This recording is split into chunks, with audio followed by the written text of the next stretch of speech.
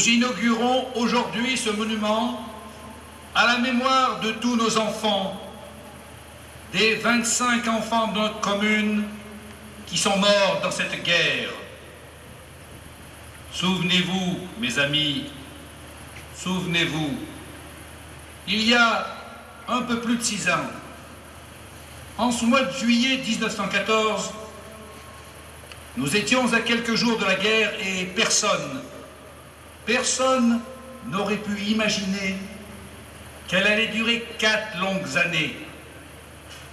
Oui, souvenez-vous, c'était un village heureux, un village où la vie s'écoulait tranquillement.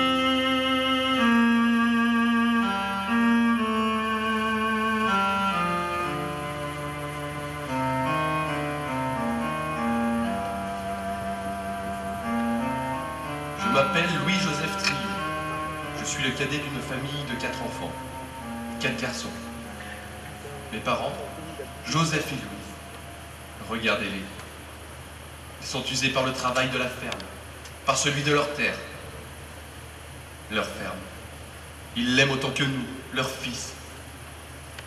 C'est à moi qu'elle devrait revenir, même si je préférerais devenir instituteur, comme l'oncle Lucien, le frère de papa, ou comme Léon Bajard, le directeur de notre école. À moi, parce qu'Alphonse Joseph, notre aîné, a repris les terres de son beau-père. Pauvre Alphonse, qui vient de perdre Alberte, sa petite femme, morte en couche la semaine passée. Et Benoît, son fils n'a que 3 ans. Lui, c'est Pierre-Joseph, le 3e de la famille. C'est un costaud, capable de porter 2 sacs de blé sur ses épaules. Il est boucher, tue le cochon dans toutes les fermes du pays. Et voilà Clément Joseph, notre petit frère. Clément, une forte tête, un grand gosse. Pierre Joseph, Clément Joseph, Alphonse Joseph et moi, Louis Joseph. Oui, les parents nous ont donné un prénom double. Et au village, on nous appelle les frères Joseph ou les Joseph.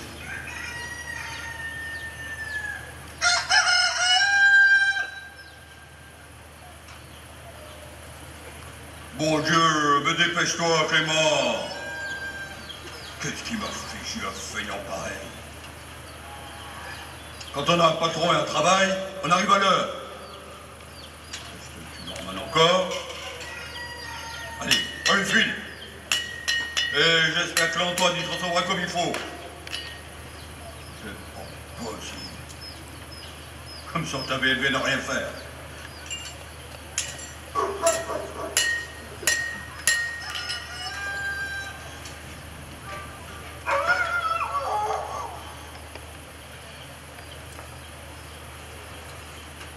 Ah, te voilà enfin, toi? Malgré tout le respect que j'ai pour ton père, si tu veux rester, il faudra t'habituer à arriver à l'heure. Mais c'est même pas 5 heures. Et alors, si t'es même pas capable d'arriver 2 minutes en avance, c'est que t'es un bon à rien. Mais si t'es pas content, tu t'en vas. Quand ce sera la guerre, faudra bien te lever quand on te dira. Et même au milieu de la nuit. Allez, file chez le père Ronchaume, et tu ramènes le cheval, il t'attend.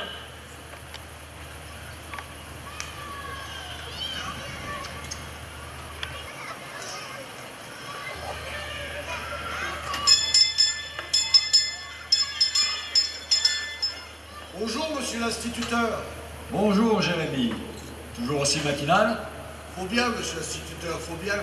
Et alors, c'est bientôt les vacances? Ce soir, Jérémy, ce soir, et ce n'est pas trop tôt. Avec les foins qui s'achèvent et les moissons qui arrivent, je n'aurai bientôt plus d'élèves. Dites, vous savez où on en est à Paris? De quoi veux-tu parler, Jérémy? Ben, des Fridolins. Ah, on n'a jamais été aussi près de la guerre, Jérémy. Jamais. C'est vrai que les Autrichiens ont lancé comment on dit déjà, un ultimatum aux Serbes. Ah oui, oui, ça ne va pas fort là-bas. Et j'ai bien peur que les Prussiens s'y mettent. De toute façon, on les aura, monsieur l'instituteur. C'est pas ces frisés qui vont nous faire peur. Et l'Alsace et la Lorraine, faut bien qu'on retrouve ce qui est à nous. Vous croyez pas? Pour sûr, Jérémy, c'est l'occasion ou jamais. Vive la France, monsieur l'instituteur, et que Dieu nous garde. Vive la France, Jérémie, et vive la République. Mais ne t'inquiète pas, on les aura. Que Dieu vous entende.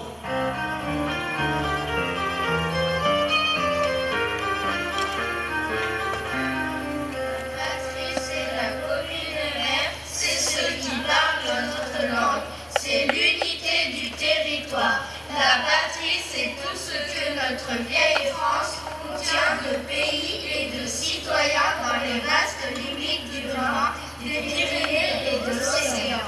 Martial, à toi, continue. La patrie est le lieu où naissent les enfants dans la chaste demeure. Où sont tous les... Où sont tous les tombeaux des êtres que l'on pleure? Elle est le... Et de là, vous autres?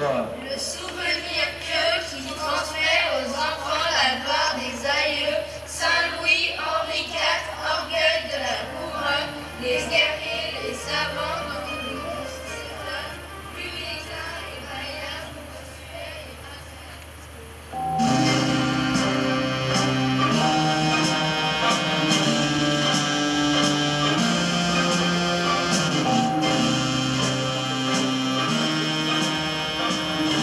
En juillet 14, j'étais jeune officier.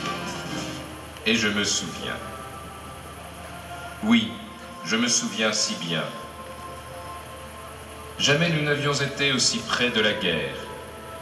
Il y avait eu, fin juin, l'attentat contre l'archiduc Rodolphe à Sarajevo. Et puis dès lors, comme une fatalité, tout s'est dramatiquement enclenché. Le 28 juillet, l'Autriche a déclaré la guerre à la Serbie. Le 29, les Autrichiens ont bombardé la capitale serbe. La Russie a mobilisé 14 corps d'armée. Le 31 juillet, l'empereur Guillaume a déclaré l'état de guerre. L'on signalait des patrouilles allemandes à la frontière de notre pays. Et puis, ce même jour, le 31 juillet 1914,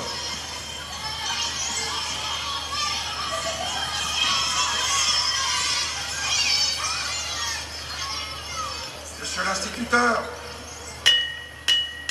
Monsieur l'instituteur! Qu'est-ce qui arrive?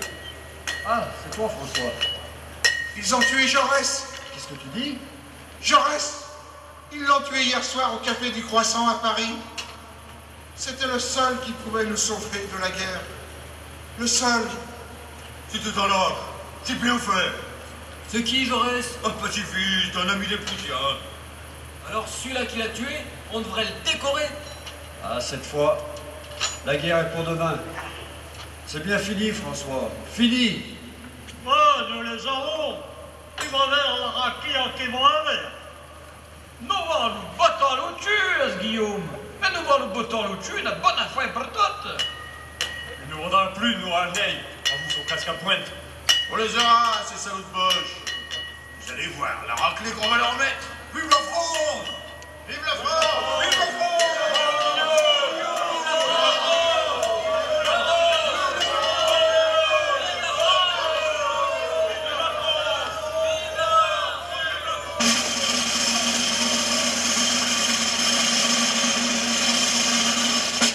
Armée de terre et armée de mer. Ordre de mobilisation générale. Par décret du président de la République, la mobilisation des armées de terre et de mer est ordonnée, ainsi que la réquisition des animaux, voitures et harnais. Le premier jour de mobilisation est le dimanche 2 août 1914. Tout Français soumis aux obligations militaires doit, sous peine d'être puni avec toute la rigueur des lois, obéir aux prescriptions du fascicule de mobilisation. Page coloriée placée dans le livret. Sont visés par le présent ordre tous les hommes non présents sous les drapeaux et appartenant, premièrement, à l'armée de terre, y compris les troupes coloniales et les hommes des services auxiliaires. Deuxièmement, à l'armée de mer, y compris les inscrits maritimes et les armuriers de la marine. Les autorités civiles et militaires sont responsables de l'exécution du présent décret. Le ministre de la guerre, Messimy, le ministre de la marine, Gauthier.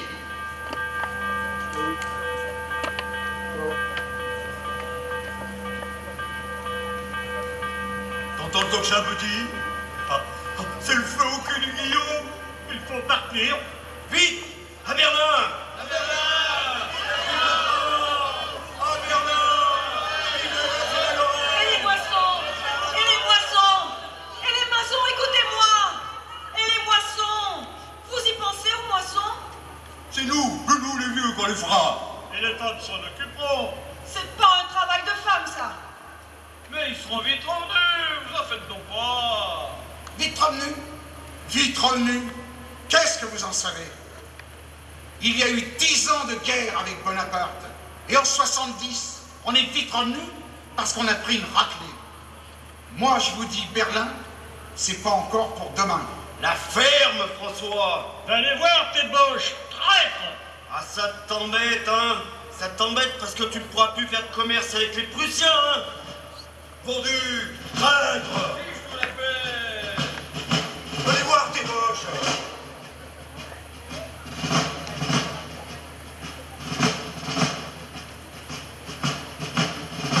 C'est à partir du dimanche 2 août que nous avons commencé à être mobilisés. Les deux frères et moi sommes partis le 4 août. Maman a mis dans notre pactage quelques friandises, un peu de charcuterie, un gâteau. C'était dur de quitter notre village. Pierre était heureux. Moi, il fallait que je quitte Marceline, ma petite fiancée. Quant à Alphonse, la mort de son Alberte l'avait plongé dans une si grande désespérance qu'il souhaitait mourir dans les premiers jours de la guerre. Mais pour tous, finalement, cette mobilisation, ce départ, c'était aussi une sorte de délivrance après ces jours et ces jours d'incertitude et d'attente insupportable. Nous allions voyager, flanquer une mémorable raclée aux Prussiens, aux Fritz, aux Boches, aux Frisés. Ah, nous étions jeunes et tellement sûrs que cette guerre serait brève.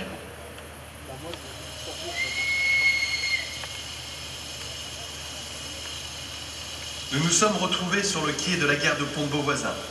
Tous les copains du village, tous. Claude Dinet, le fils du forgeron. Martin Mermet, Émile Bajard, le fils de l'instituteur. Lucien Rivier, le fiancé de Clémence, le fils du cordonnier. Et Maurice Perrin, Louis Huguet, Albert Louvain, Félix Revol, Marius Gallien, Étienne Lombard, Ernest Berthet et tant d'autres copains des villages voisins que nous avons retrouvés dans le train qui nous emmenait à Chambéry, à la caserne Curial. D'autres sont partis pour Lyon et Grenoble. À Berlin! Ne vous inquiétez pas, dans 2 mois on sera là! On sera là pour les vendanges, dans les arômes! Vous allez voir, la raclée qu'on va leur fiche! Vive la France! À Berlin! À Berlin! À Berlin! À Berlin! La victoire en chantant, nous ouvre la barrière, la liberté guide nos pas, et du nord au midi, la trompette guerrière a sonné l'heure des combats. Tremblez l'ennemi de la France, roi ivre de sang et d'orgueil, le peuple souverain s'avance, tyran descendez au cercueil. La République nous appelle, sachons vaincre ou sachons périr, un Français doit vivre pour elle, un Français doit mourir. Un Français doit vivre pour elle, un Français doit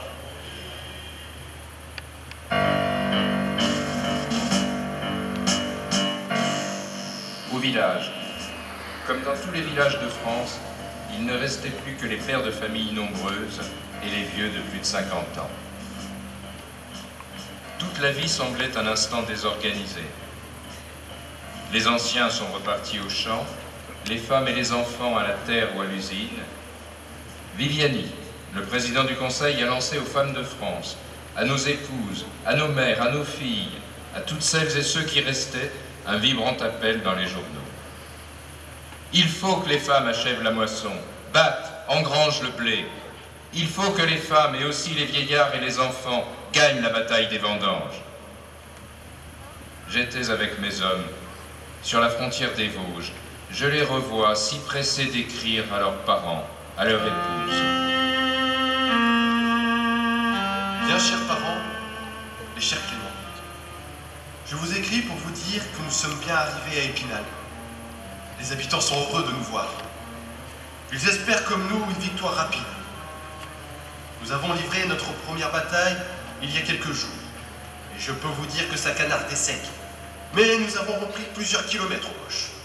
J'ai aperçu Pierre-Joseph et Alphonse qui sont dans le même régiment. Ils sont partis pour Saint-Dié et Pierre m'a dit de vous embrasser. Alphonse ne se remet pas de la mort de son Alberte, mais j'espère que tout s'arrangera vite et que nous retrouverons la gaieté. Avoir l'enthousiasme de tous et la volonté de nos officiers, je peux vous dire que la guerre sera rapide. Votre fils qui vous embrasse, Louis-Joseph. Ma chérie, près d'un mois qu'on est parti. J'espère que tu as reçu ma première lettre. On sort tout juste d'une grosse bataille, où beaucoup de copains sont morts, mais les Boches ont eu leur compte aussi. Je pense tellement à toi, et tu me manques. Je ne sais pas quand j'aurai une permission. Personne n'en parle à la compagnie. Pourtant, j'ai tellement envie de te serrer dans mes bras. Ma chérie, dès que la guerre sera finie, on verra le maire et le curé. Tant pis si c'est l'hiver, mais j'ai tellement envie que tu sois ma femme. Prends bien soin de toi, ma pauvre chérie. Ton Louis qui t'aime.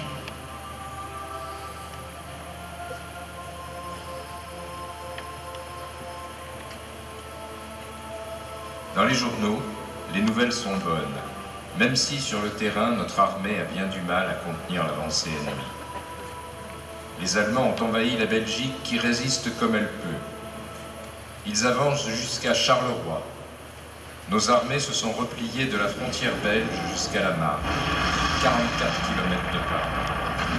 Heureusement, le 8 août, nos troupes reprennent Mulhouse en territoire allemand et occupent la crête des Vosges. D'un élan héroïque, avec le mépris de la mort, nos soldats ont pénétré hier en Alsace. Ils ont emporté le fort d'Altkirch, ils sont entrés à Mulhouse.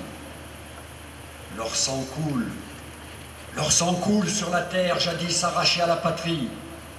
Quelle heure mémorable! Depuis 40 ans, toutes les générations rêvent de la revanche. Vous vous rendez compte? Ils ont repris l'Alsace. Oui, c'est trop beau. Pourvu que ça dure. Écoutez encore. On a trouvé au sud-est de Nancy, sur un front de 3 km, 2500 morts allemands. Et dans la région de Nitrimont, 4500 morts sur un front de 4 km. Ouais, c'est bien fait. Ça leur apprendra, tous ces sauvages. Disez-leur, monsieur l'instituteur, ce que vous m'avez dit sur les crimes des Boches. Écoutez, vous autres. Fidèles à leurs effroyables principes de cruauté sauvage, les Prussiens ont incendié la ville en se servant de bâtons au bout desquels étaient fixés des torches.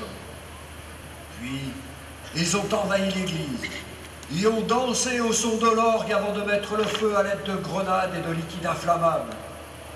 Après l'incendie, on trouva plusieurs cadavres, dont celui du maire de Vauquois, et celui d'un jeune garçon de 11 ans qui avait été fusillé à bout portant. Et ce n'est rien. Il paraît qu'ils empoisonnaient un prêtre et tuaient des mères avec leurs enfants près de Lunénil. On leur donne la croix de fer. Faudra les fusiller dès qu'on en prend un.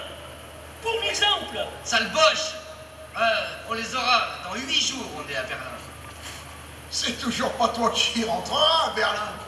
C'est pas de ma faute si j'ai une patte folle. Non, mais ça t'arrange bien, hein? T'as pas le droit de me dire ça, François. Toi aussi, t'es pas parti. T'es peut-être trop vieux, mais t'es pas parti. Et j'en suis bien content, tu peux me croire.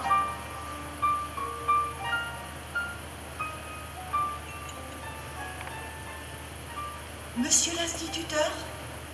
Monsieur l'instituteur? Qu'y a-t-il, Madame Louise? Je voudrais...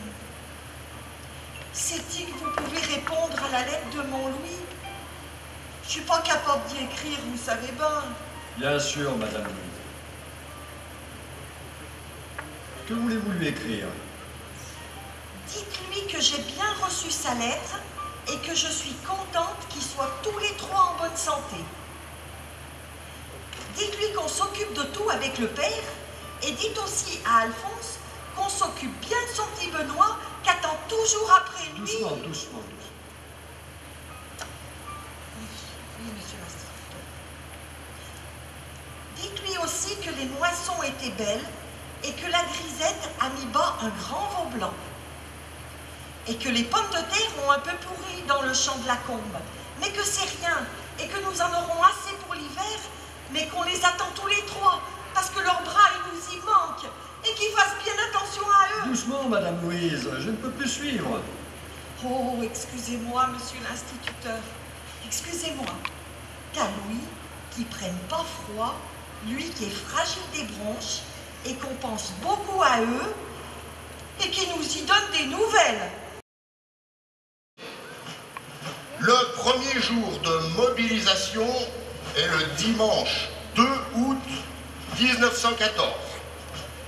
Tout Français soumis aux obligations militaires doit, sous peine d'être puni avec toute la rigueur des lois, obéir aux prescriptions du fascicule de mobilisation.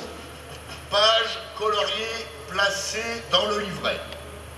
Sont visés par le présent ordre tous les hommes non présents sous les drapeaux et appartenant, premièrement, à l'armée de terre, y compris les troupes coloniales et les hommes des services auxiliaires. Deuxièmement, à l'armée de mer, y compris les inscrits maritimes et les armuriers de la marine. Les autorités civiles et militaires sont responsables de l'exécution du présent décret. Le ministre de la guerre, Messimy, le ministre de la marine, Gauthier.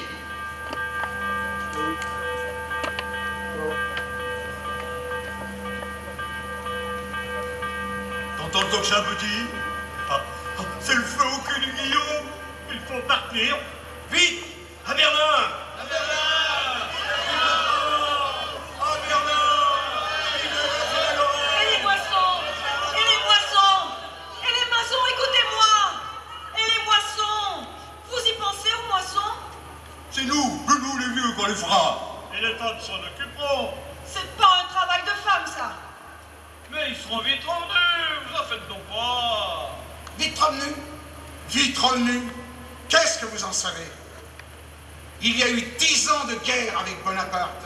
Et en 70, on est vite revenus parce qu'on a pris une raclée. Moi, je vous dis, Berlin, c'est pas encore pour demain. La ferme, François! Allez voir, tête boche, traître! Ah, ça t'embête, hein? Ça t'embête parce que tu ne pourras plus faire de commerce avec les Prussiens, hein? Vendu! Traître! Allez voir tes boches.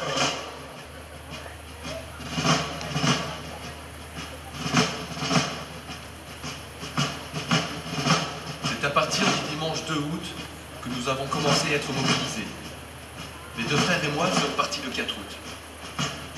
Maman a mis dans notre pactage quelques friandises, un peu de charcuterie, un gâteau. C'était dur de quitter notre village. Pierre était heureux. Moi, il fallait que je quitte Marceline, ma petite fiancée. Quant à Alphonse, La mort de son Alberte l'avait plongé dans une si grande désespérance qu'il souhaitait mourir dans les premiers jours de la guerre. Mais pour tous, finalement, cette mobilisation, ce départ, c'était aussi une sorte de délivrance après ces jours et ces jours d'incertitude et d'attente insupportable. Nous allions voyager, flanquer une mémorable raclée aux Prussiens, aux Fritz, aux Boches, aux Frisés. Ah, nous étions jeunes et tellement sûrs que cette guerre serait brève.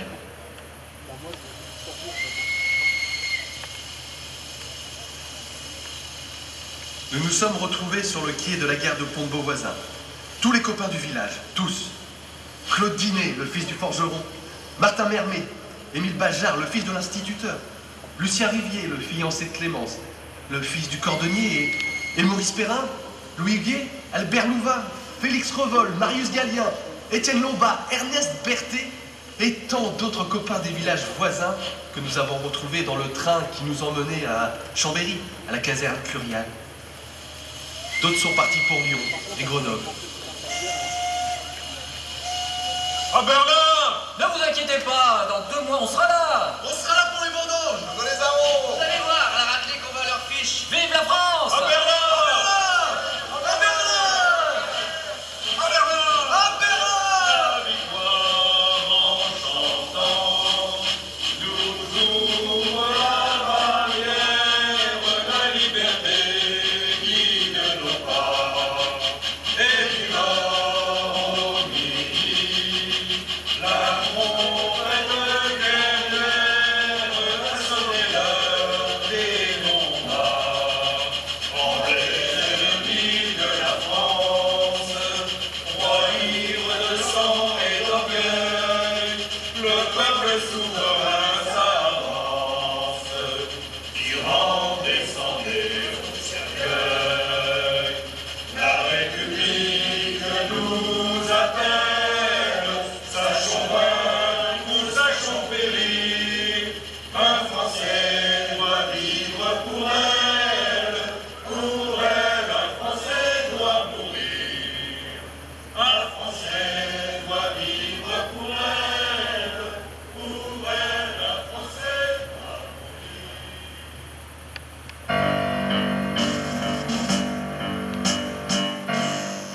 Au village, comme dans tous les villages de France, il ne restait plus que les pères de famille nombreuses et les vieux de plus de 50 ans. Toute la vie semblait un instant désorganisée. Les anciens sont repartis au champ, les femmes et les enfants à la terre ou à l'usine. Viviani, le président du Conseil, a lancé aux femmes de France, à nos épouses, à nos mères, à nos filles, à toutes celles et ceux qui restaient, un vibrant appel dans les journaux. Il faut que les femmes achèvent la moisson, battent, engrangent le blé. Il faut que les femmes et aussi les vieillards et les enfants gagnent la bataille des vendanges. J'étais avec mes hommes sur la frontière des Vosges. Je les revois si pressés d'écrire à leurs parents, à leurs épouses. Bien chers parents et chers Clément, je vous écris pour vous dire que nous sommes bien arrivés à Épinal. Les habitants sont heureux de nous voir. Ils espèrent comme nous une victoire rapide. Nous avons livré notre première bataille il y a quelques jours. Et je peux vous dire que ça canardait sec. Mais nous avons repris plusieurs kilomètres aux Boches. J'ai aperçu Pierre-Joseph et Alphonse qui sont dans le même régiment. Ils sont partis pour Saint-Dié et Pierre m'a dit de vous embrasser. Alphonse ne se remet pas de la mort de son Alberte, mais j'espère que tout s'arrangera vite et que nous retrouverons la gaieté. Avoir l'enthousiasme de tous et la volonté de nos officiers, je peux vous dire que la guerre sera rapide. Votre fils qui vous embrasse, Louis-Joseph. Ma chérie, près d'un mois qu'on est parti. J'espère que tu as reçu ma première lettre. On sort tout juste d'une grosse bataille, où beaucoup de copains sont morts, mais les Boches ont eu leur compte aussi. Je pense tellement à toi, et tu me manques. Je ne sais pas quand j'aurai une permission. Personne n'en parle à la compagnie. Pourtant, j'ai tellement envie de te serrer dans mes bras. Ma chérie, dès que la guerre sera finie, on verra le maire et le curé. Tant pis si c'est l'hiver Mais j'ai tellement envie que tu sois ma femme. Prends bien soin de toi, ma pauvre chérie. Ton Louis qui t'aime.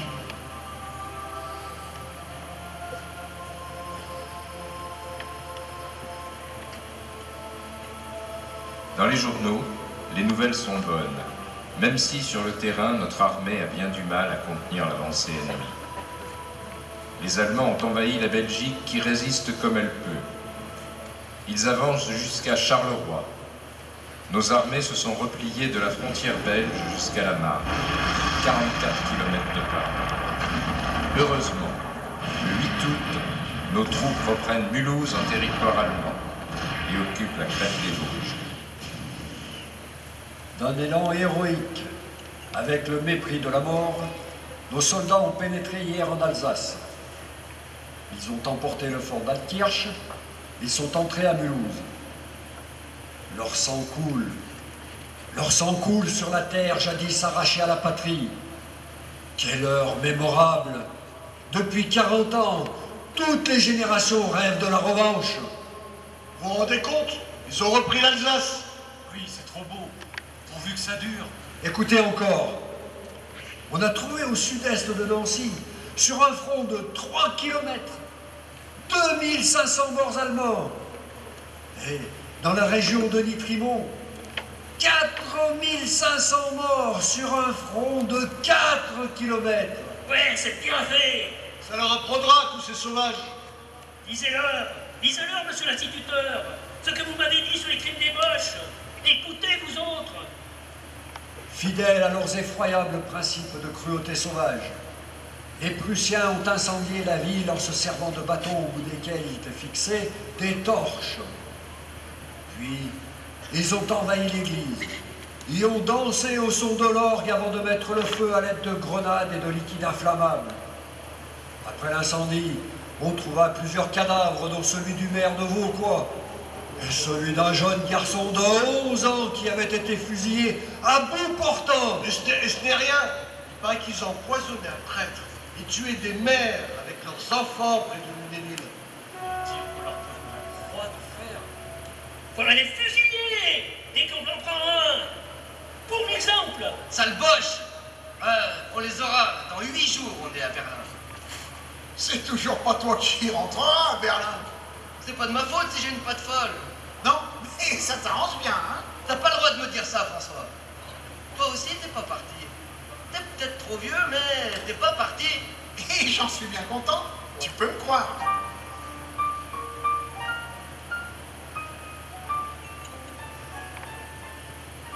Monsieur l'instituteur? Monsieur l'instituteur? Qu'y a-t-il, Madame Louise? Je voudrais... C'est-il que vous pouvez répondre à la lettre de mon Louis? Je suis pas capable d'y écrire, vous savez bien. Bien sûr, Madame Louise. Que voulez-vous lui écrire? Dites-lui que j'ai bien reçu sa lettre et que je suis contente qu'ils soient tous les trois en bonne santé.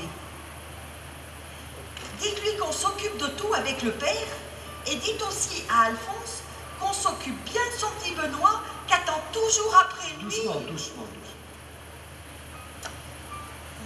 Oui, monsieur l'instituteur.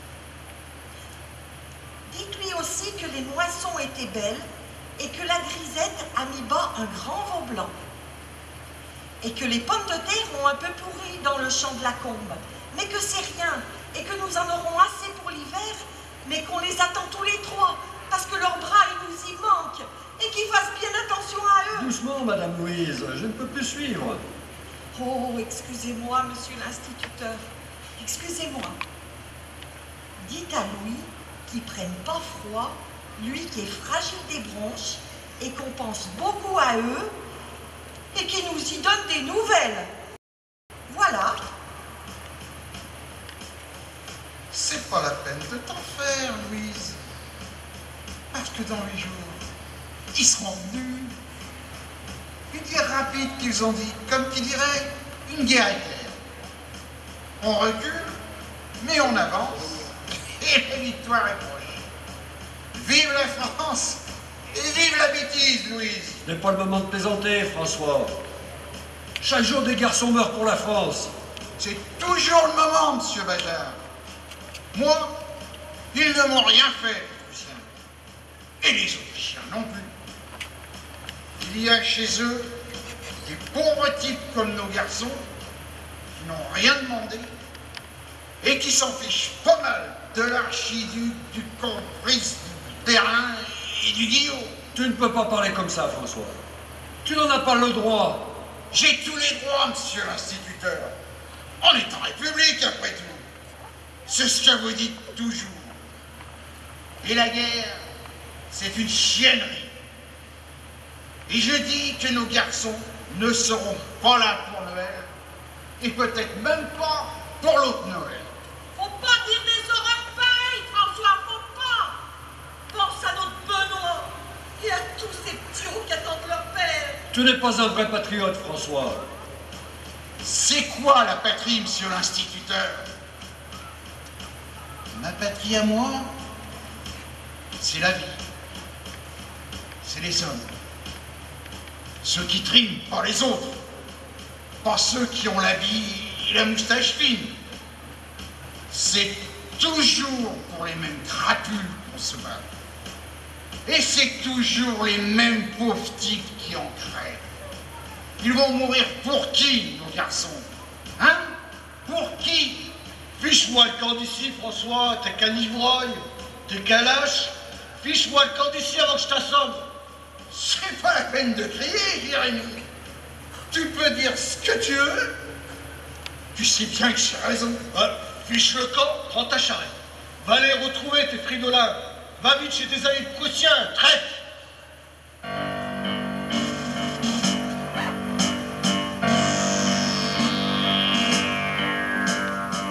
Et puis vint le temps des premiers morts.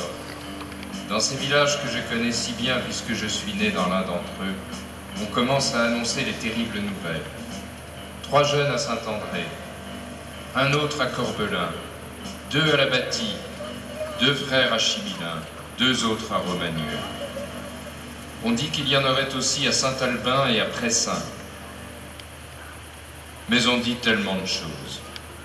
Ce matin, justement, le facteur a apporté une dépêche au maire qui est allé annoncer la nouvelle à la famille Lacombe. Il s'agit du jeune Étienne, un enfant de l'assistance qu'on avait placé dans une famille. C'était un bon garçon, un brave soldat. C'est vrai, monsieur le maire, que le petit d'Antoinette a été blessé? Et le fils de la Maria aussi? Oui, mais heureusement, c'est pas grave. Et puis, je crois qu'il a été cité. Cité? Antoine! Le fils de la Maria a été cité! Les nouvelles qui parviennent du front sont bonnes. Nous avons arrêté les Allemands sur la Marne. Ils s'acharnent sur Anvers qu'ils prennent. Mais la résistance belge est héroïque. À l'automne, entre l'Aisne et la Meuse, nous observons un changement de tactique. L'ennemi cherche à tenir ses positions et commence à s'enterrer sur toute la ligne de front. Il paraît qu'il se cache dans des terriers, bardés de béton, de craie et de moellons. Se terrer comme des renards? Des terriers? Mais jamais nos soldats ne feraient ça. Se cacher comme des bêtes. Il faudrait les enfumer.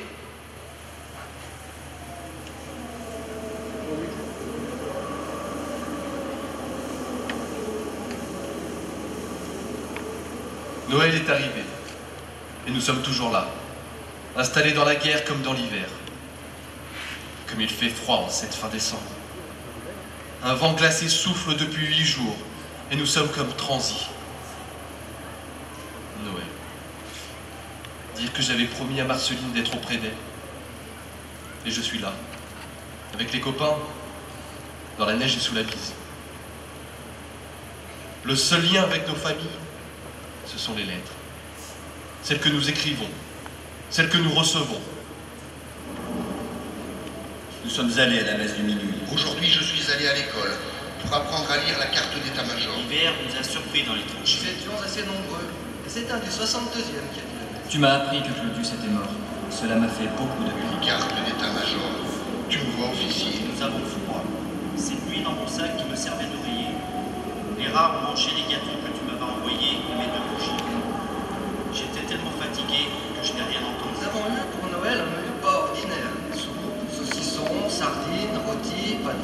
gâteau au chocolat, 2 quarts de vin et 1 quart d'eau de vie de betterave. Je te parle bien en ce moment.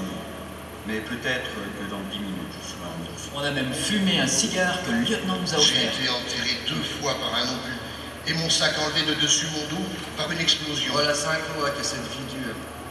Je commence à en avoir de reste de la neige, de la pluie et sur le dos tous les jours. Ma chère Marceline, Noël est arrivé et je ne suis pas près de toi. Tu me manques, mon amour. Tu me manques terriblement. Et certains jours, je n'ai plus le moral. Parfois, je ne devrais pas te le dire. Mais comme j'aimerais bien une jolie blessure. J'ai eu des nouvelles d'Alphonse qui ne se remet pas de la mort d'Alberthe. Il ne parle même plus de son fils. Pierre va bien, semble-t-il. C'est vrai que c'est un fort caractère. Ici, il fait de la neige continuellement. Et le thermomètre est descendu jusqu'à -15 hier matin. Qu'est-ce que les journaux disent de la guerre? Y a-t-il du bon et de l'espoir de quelque chose? Nous ne savons rien ici que ce que l'on veut bien nous faire croire. Le temps passe, mon amour. Entre combats, attentes et espoirs toujours déçus d'une permission. Demain peut-être, ou plus tard. Comme je t'aime, et comme tu me manques. Oui.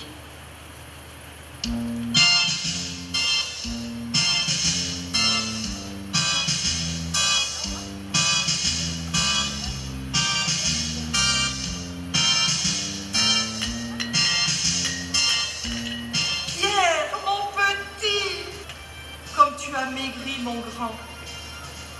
Ils te nourrissent donc si mal là-haut. Et Alphonse, t'as des nouvelles? Il n'a toujours pas le moral, maman. J'ai toujours peur qu'il fasse une bêtise. Oh, Benoît, comme t'as grandi. Il revient quand, papa? Dis. Il revient quand? Bientôt, Benoît. Bientôt, je te le promets. Il va pas te reconnaître, tu sais. T'es devenu un grand petit gars. Et à plus qu'ils sont braves, nos soldats. Vous trouvez pas? Ceux qui sont beaux. Oh, rien qu'à les voir, les boches. Ils ont dû prendre une sacrée trouille. Ah, pour sûr qu'ils ont dû avoir peur, les boches. Mais regardez comme ils sont bio, nos petits. Mais regardez-les. Allez, allez, mettez-vous là. Plus encore. Serrez-vous, serrez-vous. Plus encore. Ah, voilà. On vous voit tous les deux, puis les parents. Et toute la famille. Que ça fasse un beau souvenir. Il parle de l'offensive allemande de mars en Champagne et de son échec, de la rumeur sur l'utilisation de gaz par les Prussiens à Ypres. On les entoure, on les écoute. Ils se sont battus en première ligne en Champagne et en Artois. Ils sont partis comme des gamins, ils reviennent en hommes et en héros. On était au bois de Malencourt. Les tranchées boches étaient là, à moins de 10 mètres des nôtres. Depuis 2 mois, on se fusillait tous les jours, sans compter les bombes et les grenades. Notre commandant, lui, il voulait en finir. Le génie a préparé les fours de mine pour ouvrir les tranchées boches. Nous, on était aux éparges, entre le 17 et le 20 février. On a attaqué tous les jours. J'ai compté 200 cadavres dans la tranchée Boche. C'était des Bavarois du 8e. Le 29, il y a eu 5 contre-attaques des Fritz. La première le matin, la 5e vers minuit. Oh, et que ça bardait dur, je peux vous le dire. Heureusement qu'avec nous, il y avait la coloniale. 10 heures, tout a explosé. Un trou, je vous mens pas. Comme une maison. Et puis on s'est précipité, et puis on a gagné 10 mètres, 100 mètres. Et puis le lendemain, ils ont envoyé des marmites, des dizaines de marmites. Tout explosait partout. C'était l'indice d'une attaque. On les a attendus à la baïonnette. Et puis il y a eu des flammes, et puis ils attaquaient au feu avec des lances de pompiers. Notre lieutenant, à nous, il s'est levé pour l'assaut. Et il a été frappé à l'œil. Mais ça n'a pas empêché de tuer 3 boches avant de tomber. C'est Clodieu Vitou de Saint-André qui l'a ramené en le tirant par les pieds. Eh ben, il était même pas mort.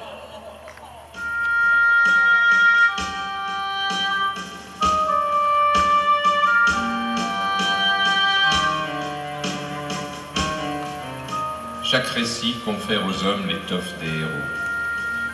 Il raconte le froid, la peur, l'héroïsme, l'horreur des jours et des nuits quand le bruit jamais ne cesse, dans le vacarme infernal des bombes et des marmites qui pleuvaient sur chaque mètre carré de terre. Pauvre terre, déchirée, éclatée, noyée de sang, peuplée de jeunes morts et de rêves brisés. Il raconte les taupes qui passaient très haut dans le ciel, et les éplins qui renseignaient l'ennemi, la nuit, en plein jour, les gaz en nappes suffocantes, où erraient des hommes aux poumons brûlés, pleurant des larmes de sang. Il raconte la poussière, les champs de mort, les corps éclatés, les mouches et l'odeur ignoble et tenace des cadavres. Et les rats qui la nuit venue grouillent dans les abris et les cagnats, dévorant les morts, s'attaquant même aux vivants. La vermine, les tiques, les poux et les puces qui sucent et griffent les chairs. Et la boue, des ruisseaux de boue pâteuse, les jambes qui soulèvent à chaque pas des viscosités jaunes et grises dans une odeur d'algues pourries. La boue profonde, si profonde que les blessés s'y noient en poussant des hurlements de détresse.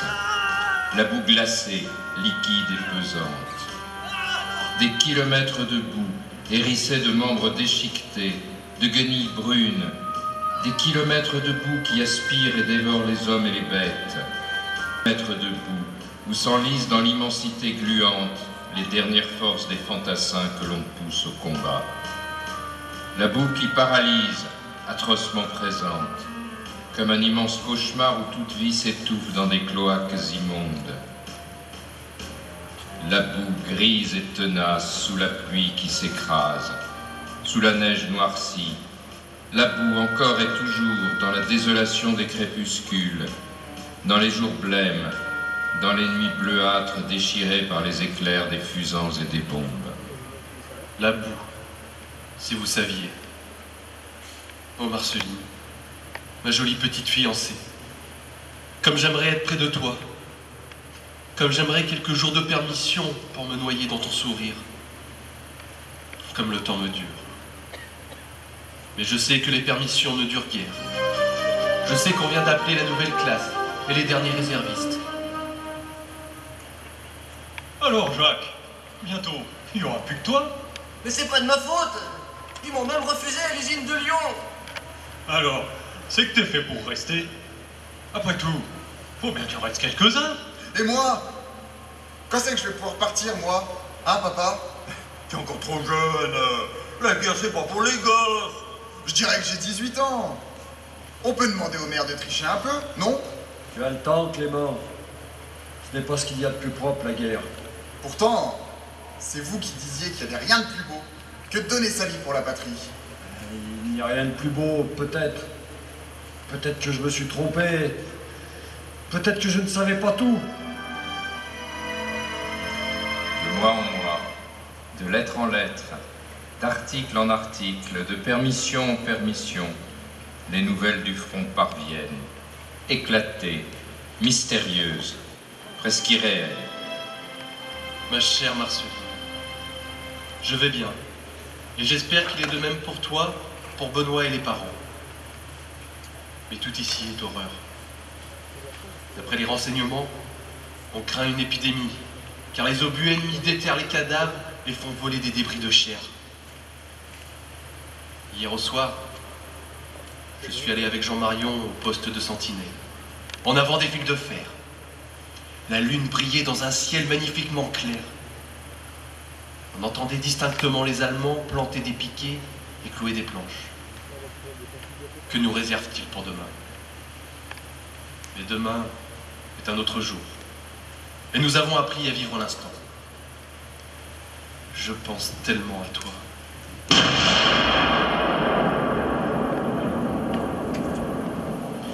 Le dimanche 9 mai, 1915, c'est l'attaque en Artois à Notre-Dame de Lorette.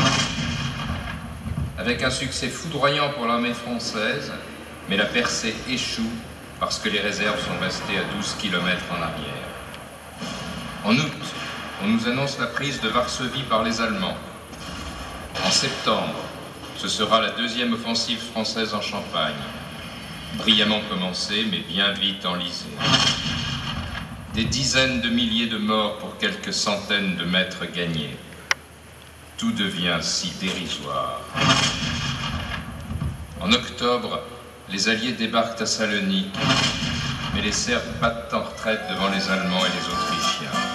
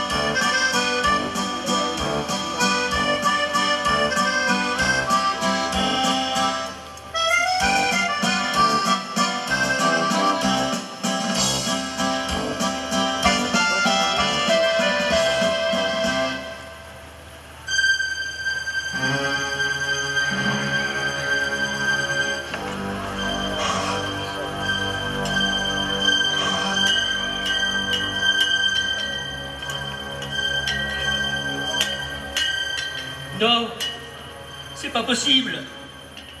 Tourne, Auguste, tourne. Prends le chemin du bas, je t'en supplie. Prends le chemin. Non, mon Dieu, non. Clément, appelle Germaine, s'il te plaît. Auguste, le chemin du bas, je t'en supplie. Pas ici, pas chez nous.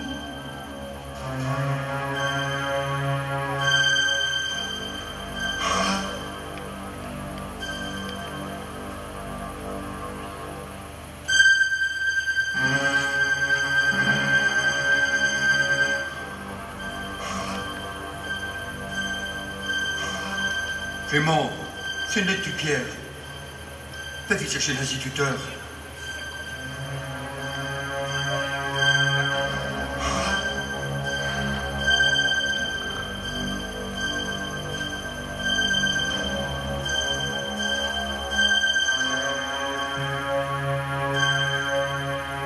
Mes bien chers parents, mon cher frère, c'est une bien triste nouvelle que je viens vous apprendre, à moins que vous ne la connaissiez déjà. Alphonse est mort à Malencourt. Il est mort en héros, je puis vous l'assurer. C'est le lieutenant Tricou de la Bâtie qui est venu me chercher, puisque j'étais pas très loin à l'arrière. Il est mort dans mes bras.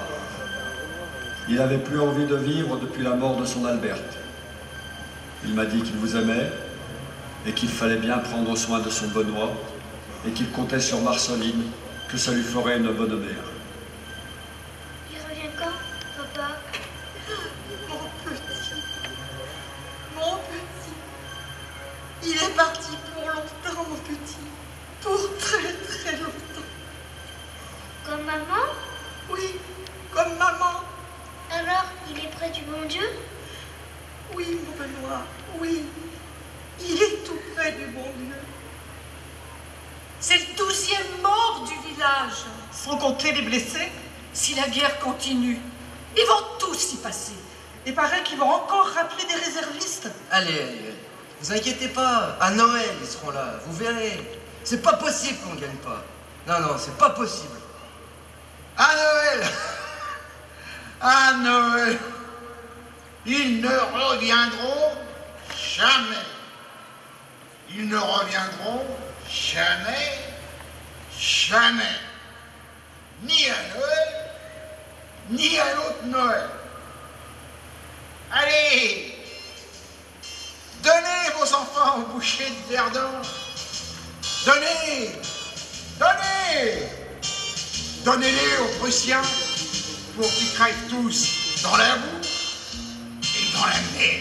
Ils sont partis pour le bois, roi de fer. Ils sont partis pour la guerre. Ils sont partis pour l'enfer. Combien sont revenus? Combien sont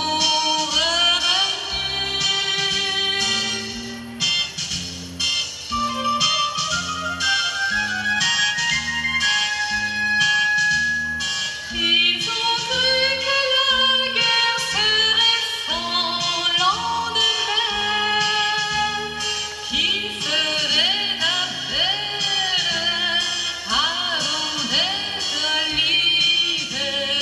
Ils ont cru les grands hommes et tous les militaires qui leur disaient en somme: ce sera la dernière, ce sera la dernière.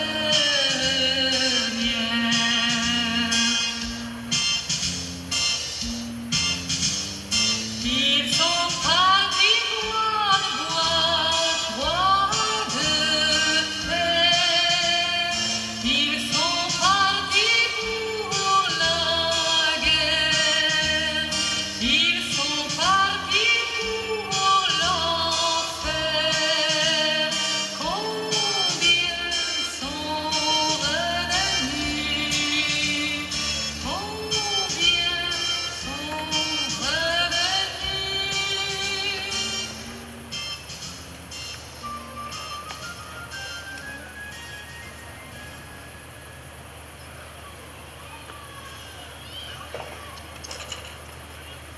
Au village, c'est le deuxième hiver sans homme. La vie est de plus en plus dure. Léon Bajard, l'instituteur, est rappelé à son tour. Il est remplacé par une jeune femme. Une femme pour l'école de garçons? Mais tu crois qu'elle saura les tenir? Va savoir. Elle m'a quand même l'air bien jeunette.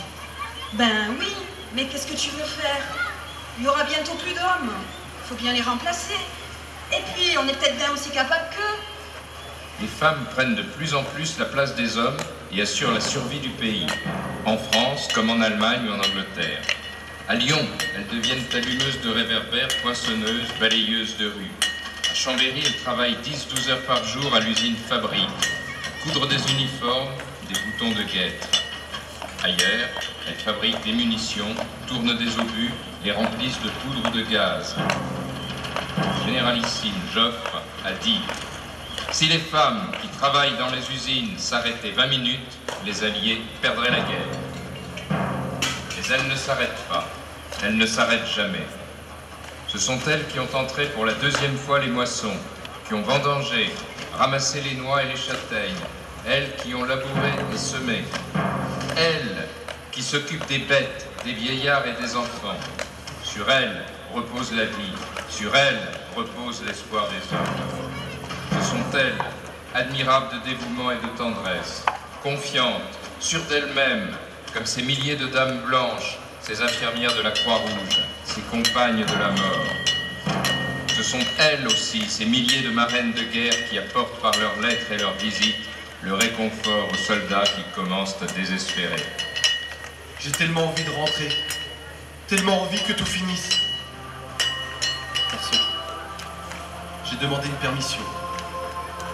Je ne sais quand je l'aurai, je te préviendrai. Prépare notre mariage. Ma chérie, prépare-le et que la fête soit belle. J'attends ce jour avec tant d'impatience. Comme je t'aime et comme le temps me dure.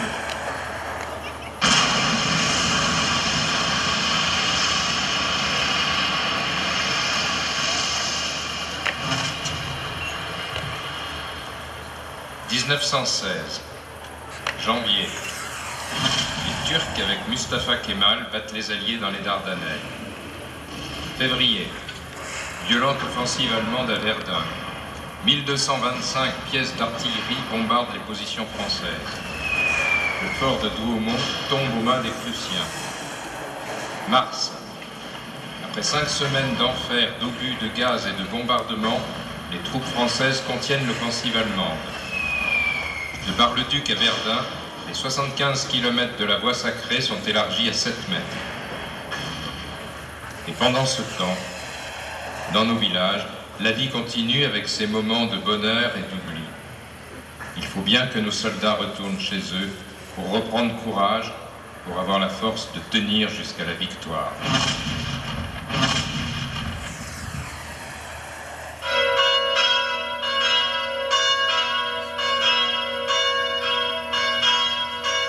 Louis-Joseph Trioux, acceptez-vous de prendre pour épouse Marceline Jeanne Vernet, ici présente? Oui. Marceline Jeanne Vernet, acceptez-vous de prendre pour époux Louis-Joseph Trioux, ici présent? Oui. Au nom de la loi, je vous déclare unis par le mariage. Déjà, mon Louis, déjà. Que Dieu te garde. Je n'ai pas envie de partir. Retourner dans cet enfer. Marceline, si jamais je mourais... Tais-toi. Je t'en prie. Tais-toi. Tu ne m'oublieras pas, hein? Mais il te faudra prendre un bon mari. Tais-toi, Louis. Ça va nous porter malheur. Promets. Non, non, je te promets rien. C'est toi que j'aime, Louis. Toi seul. Et tu reviendras, et on sera heureux. Promets-le-moi. Promettre. Comment oser te promettre? Au revoir, ma petite femme. Écris-moi souvent.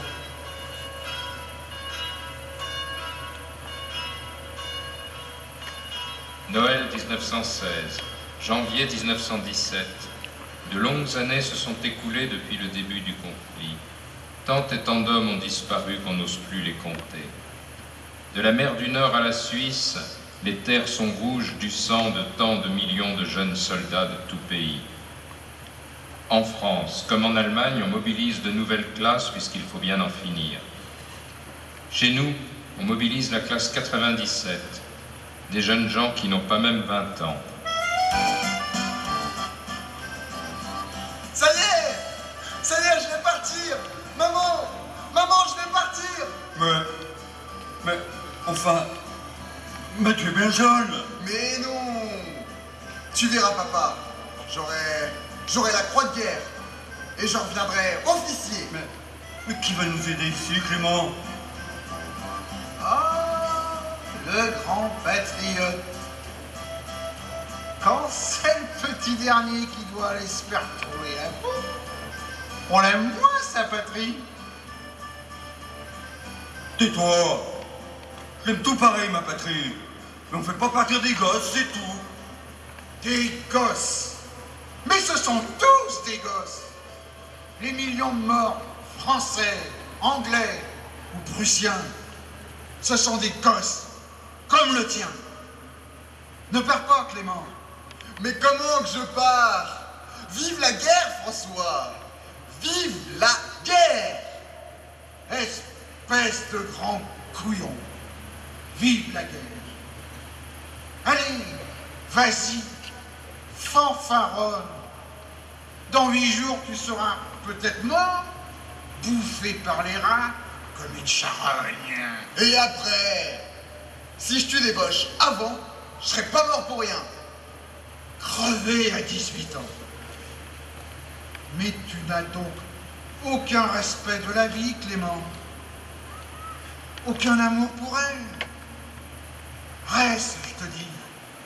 Va te cacher le plus loin possible.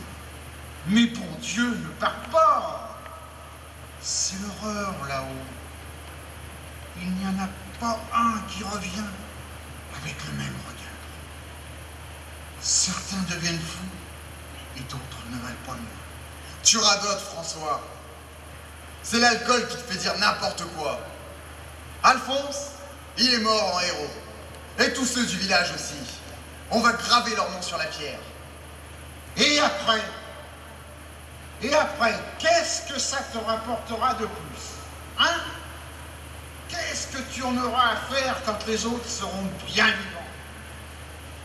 Et qu'est-ce que tu en sais qu'ils sont morts en héros? Hein?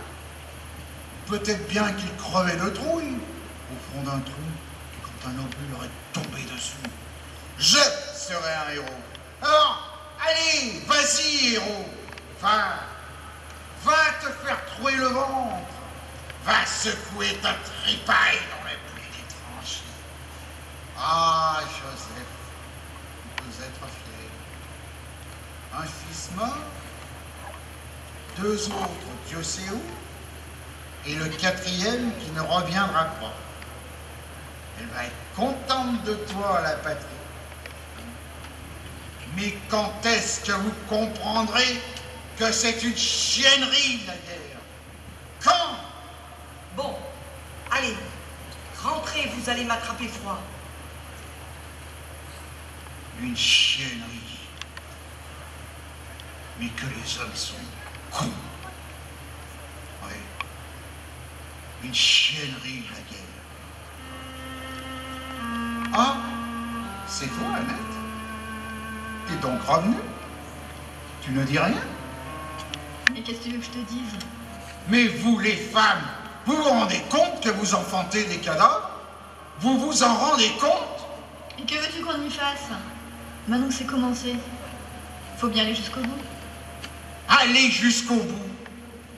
Mais au bout de quoi? Allez, fermez bien vos fenêtres, vous autres. Fermez vos oreilles si vous ne voulez pas entendre le vieux François. Ça vous fait peur, ce qu'il dit. Parce qu'au fond de vous savez qu'il a raison. Parce qu'il y aura toujours assez de cons et de friqués pour envoyer de pauvres diables se battre pour eux. Vous savez que ça ne finira jamais, et même si ça finit, ça recommencera toujours.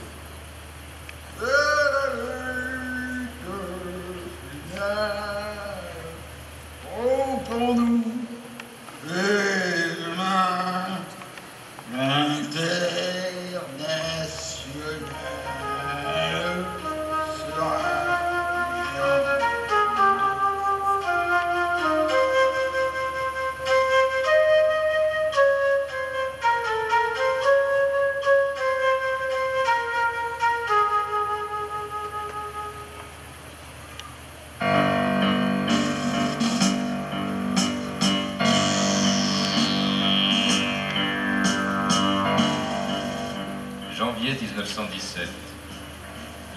se révoltent en Russie.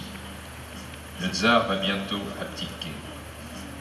Les troupes françaises s'enlisent dans la Somme, dans le nord, sur la frontière d'Alsace et de Lorraine, à Douaumont, à Verdun, aux Éparges. Parfois, au cœur même de la tourmente, là où le sol compte plus de cadavres que de terre, des scènes irréelles viennent déranger le grand ordre de la guerre. Au bout de 8 jours, leur front terminé, on va prendre les tranchées. Notre place est si utile que nous attendons la file. Mais c'est bien fini, on en a assez, personne ne veut plus marcher. Et le cœur bien gros, comme dans un sanglot, on dit adieu au cyclone.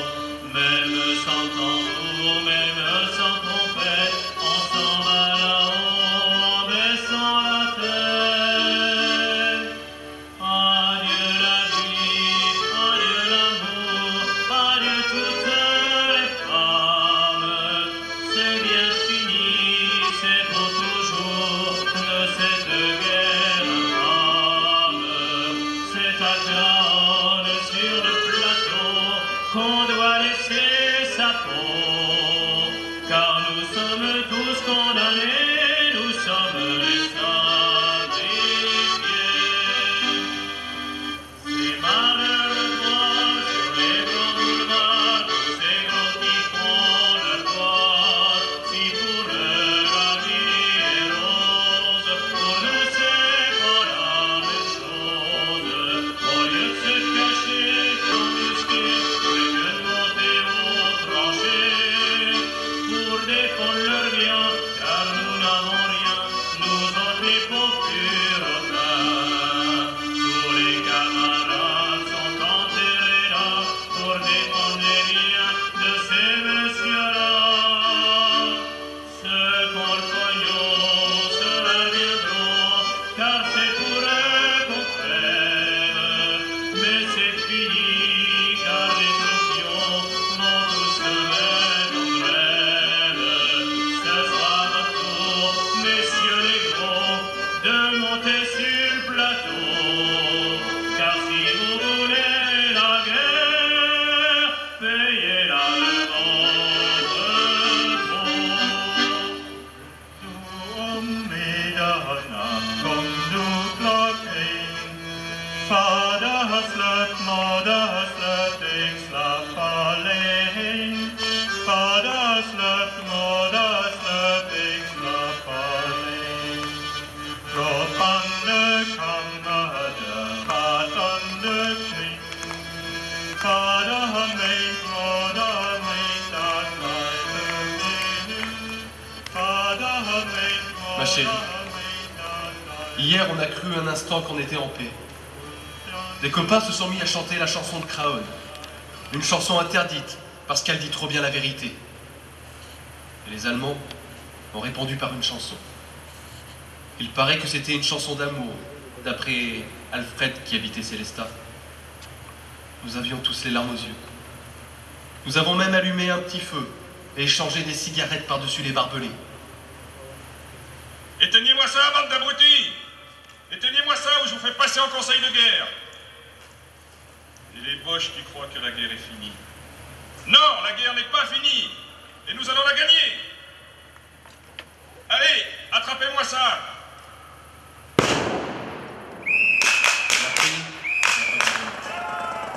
Le capitaine est arrivé comme un fou et la guerre a repris. Il nous a dit que demain serait un grand jour et que nous coucherions dans les tranchées boches. Nous avons fait semblant de le voir. Ça l'a rassuré. Mais moi, je n'en peux plus. Je ne voulais pas te le dire, mais j'ai peur de ne plus jamais voir notre petit.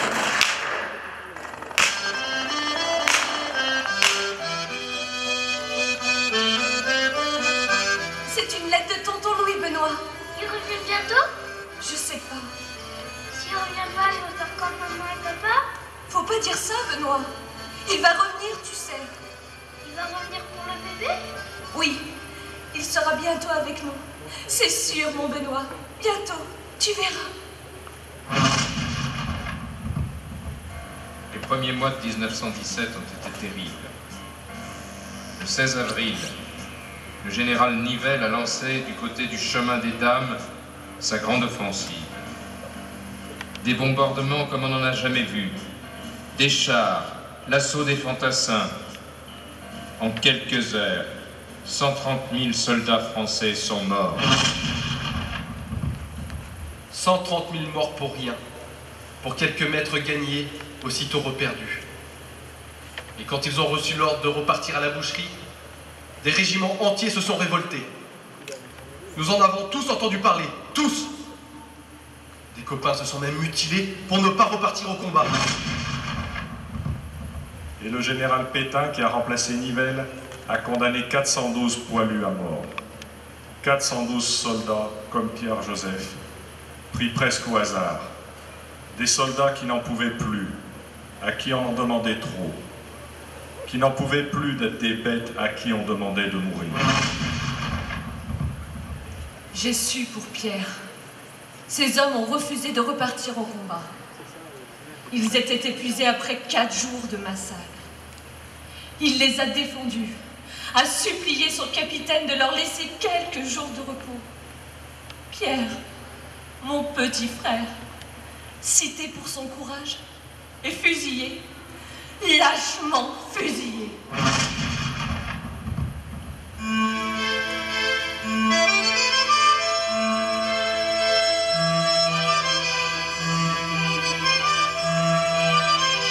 Ma femme, je vais te dire, écoute bien ma mère, et toi aussi mon père, qui fut si fier de moi. Ma femme, je vais te dire, mes enfants, croyez-moi. Ma femme, je vais te dire, ce que furent nos exploits. La peur et l'amitié, les marraines de guerre, le ratat, les corvées, les chamblons, les tourbières, les gaz et les grenades, la peur qui nous tripaille, le chant des fusillades, la boue et la mitraille.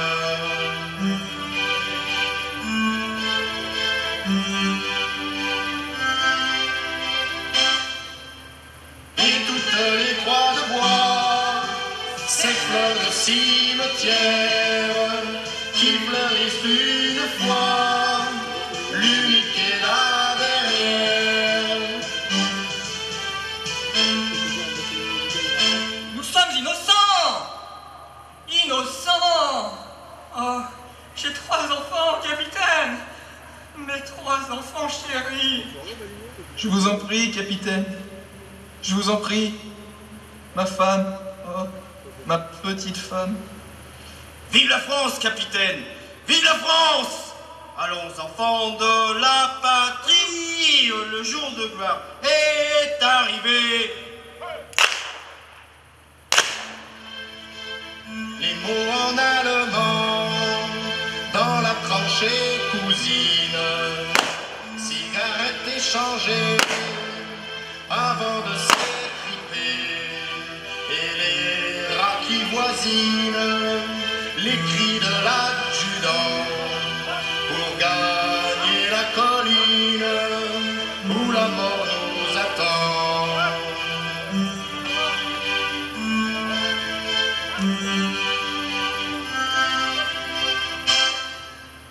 Et toutes les croix de bois, ces fleurs de cimetière, qui fleurissent une fois, l'unique est la dernière.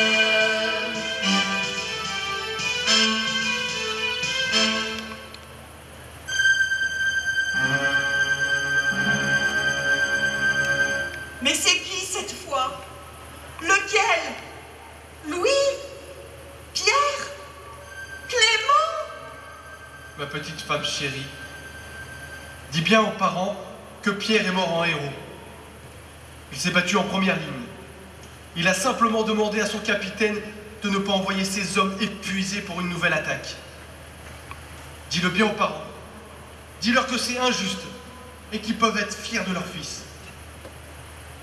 Pauvre Pierre, pauvre frérot, toi qui aimais tant rire, toi qui aimais tant la vie. Je n'ai aucune nouvelle de Clément. Il paraît qu'il est du côté de l'Argueul, pourvu qu'il ne fasse pas de folie. Et notre petit garçon, comment va-t-il? Comme j'ai hâte de le voir. Il va bientôt avoir 5 mois et je ne sais même pas à qui il ressemble. Et demain, nous retournons au combat. Que Dieu nous protège, ma petite chérie. Que Dieu nous protège.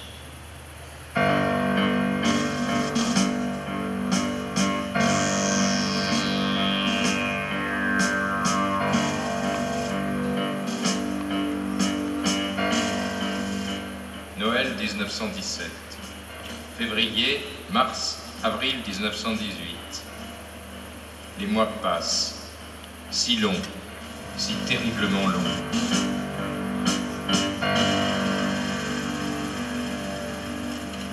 Marceline est sans nouvelles de Louis-Joseph depuis décembre. 4 longs mois sans lettres, sans réponse à ses appels. Est-il mort? Est-il prisonnier? Est-il blessé? Elle a écrit à son régiment, aux députés, aux ministres. Elle a interrogé les pères missionnaires, les blessés revenus dans les villages voisins. Rien, aucune nouvelle. Le silence, le long silence de l'absence. Une lettre de l'armée, Madame Marceline. C'est peut-être pour votre homme. Donne vite. Lis cette lettre, Justine. Je n'ai pas le courage. Madame, je réponds à votre lettre du 18 octobre dans laquelle vous me demandiez des nouvelles de votre mari. Je vous prie d'excuser le retard de cette réponse, mais il m'a fallu faire des recherches qui ont été longues et difficiles. Je viens d'apprendre que votre mari a été grièvement blessé dans les environs de Bar-le. Il a été conduit à l'hôpital militaire de Bar-le-Duc, puis transféré le 11 mars dernier par train sanitaire à l'hôpital de Rouen, où il est soigné actuellement. Voilà ce que je peux vous dire, chère madame, en espérant que cette lettre vous rassurera. Colonel Grandjean. Les mois passent, la guerre se poursuit. Le 25 avril 1918, l'offensive allemande dans les Flandres est arrêtée au Montrouge. Le 22 juin, les Allemands sont à nouveau à 70 km de Paris. Tant de morts pour rien, est-ce possible? Nous ne nous sommes quand même pas battus pour nous retrouver comme au premier jour de la guerre. Je n'ose même plus croire en la victoire. Vous voulez les dernières nouvelles? Les Allemands sont aux portes de Paris! Vive la guerre éternelle! Les Allemands sont aux portes de Paris! Tais-toi, François, tu nous apportes le malheur! Les Allemands ont franchi la Marne! Bientôt, on va mobiliser les enfants! Mais ça n'en finira donc jamais! Mais qu'on signe la paix, qu'on en termine! On a assez souffert comme ça!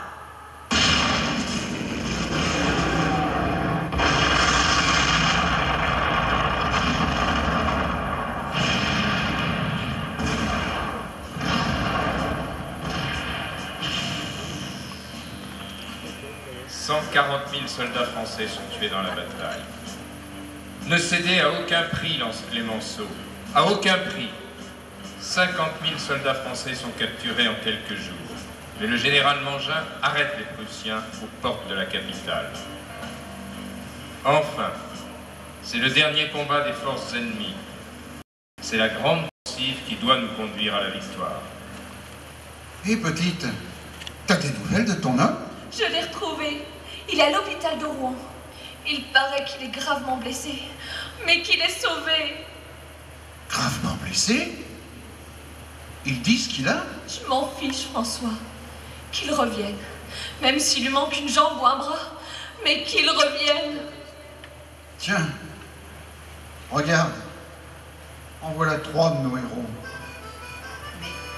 C'est Lucien. Et avec le fils Froment. Et le troisième, vous connaissez? Attendez, on dirait... Mais oui, on dirait le Clément. Mais oui, c'est lui. Louise! Joseph! Louise, c'est Clément.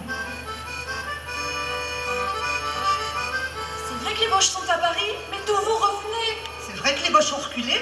On sait pas.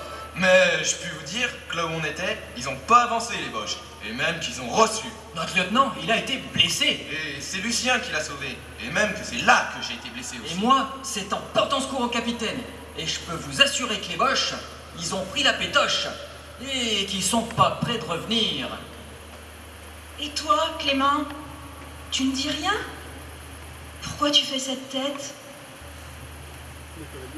Mais Clément, c'est moi. Clément! Qu'est-ce qu'il a? Il est devenu fou? Oh, il ne parle pas. Je ne sais pas ce qui lui est arrivé. On l'a retrouvé sur le quai de la gare, à Saint-André. Il était assis. C'est moi qui l'ai reconnu, enfin. Je lui ai demandé si c'était bien lui. Clément, le fils du Joseph. Il m'a regardé avec ses yeux morts et il m'a suivi. Il y en a plein des comme lui dans les hôpitaux. Peut-être qu'ils ont vu des choses qu'aurait pas fallu voir. Viens, mon Clément. Oh, Joseph, mais qu'est-ce qu'ils lui ont fait? Pourquoi qu'il marche comme ça? Pourquoi qu'il nous regarde pas? Regarde ses yeux, Joseph. Ils sont tous morts. Clément, dis-nous quelque chose, je t'en prie. Clément. Laisse-le, la mère. Il nous reviendra, tu verras. Peut-être qu'il a pas envie de parler. Regarde. Nous suis.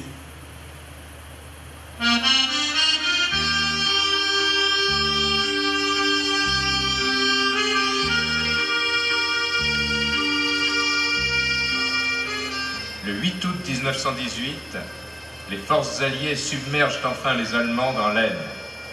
C'est le début de la victoire. Enfin! Le 12 septembre, la vallée de la Meuse est libérée. Le 15 septembre, succès de Franchet d'Espéré sur le front bulgare. Les événements se précipitent et nous avançons rapidement. Le 29 septembre, succès en Flandre. Lille, Douai, Ostende, Bruges sont libérés. Octobre, les Allemands reculent sur toute la ligne du front. Et le 11 novembre 1918, dans le wagon de Rotonde, l'armistice est signé. La guerre aura fait 8 millions de morts et 19 millions de blessés. 8 millions de morts et 19 millions de blessés.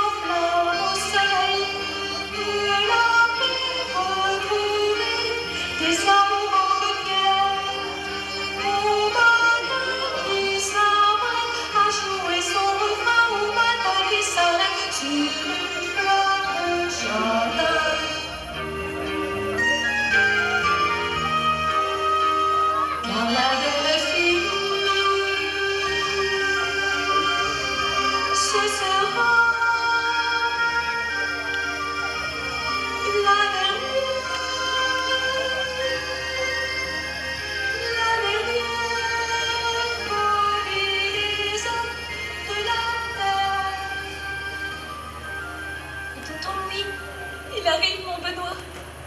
C'est lui, là-bas. Qu'est-ce qu'il a à la figure? Parce qu'il a été blessé, Benoît. Parce que... Marceline, je t'avais prévenu. Je t'avais dit que je n'avais plus de visage, que tout à côté. Je t'avais dit que j'étais horrible à voir et qu'il valait mieux que je ne revienne pas. Oh Marceline, mon amour, c'est toi qui m'as dit de revenir. C'est toi. Louis. Oh mon Louis. Louis, pardonne-moi. Si tu savais comme je t'ai attendu. Tu es là. Tu es là. Noël. C'est papa. On dirait le masque de fer. Oui, mon Benoît. C'est notre masque de fer. Notre cher masque de fer. Le masque de fer. Le masque de fer. Le masque de fer. Le masque de fer. C'est l'histoire de nouveau des hommes de la terre qui chantent à la vie, qui chantent au long de pain. Car la guerre est finie, où périra nos pères, où périra nos frères, par milliers, par millions. C'est la paix, les promesses, les moissons retrouvées, les vendanges d'automne, le retour des saisons.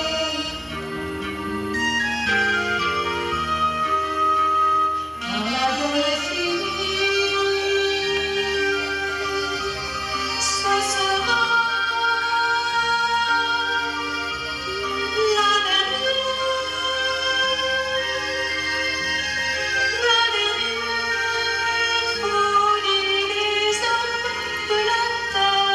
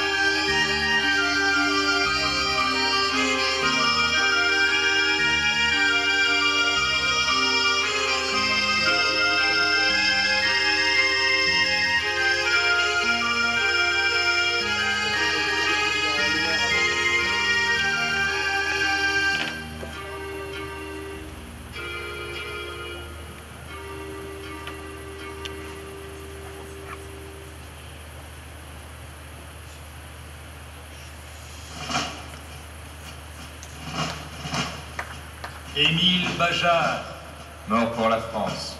Louis Ferrand, Mort pour la France. Fernand Mignot, Mort pour la France. Alphonse Guérand, Mort pour la France. Claude Guinet, Mort pour la France. Maurice Perrin, Mort pour la France. Albert Louvat, Mort pour la France. Marius Gallien, Mort pour la France. Alphonse Joseph Triou, Mort pour la France.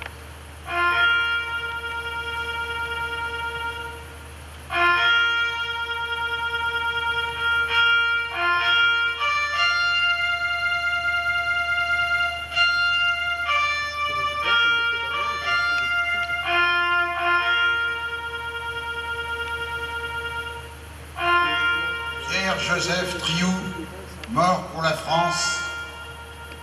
Clément-Joseph Triou, mort vivant pour la France.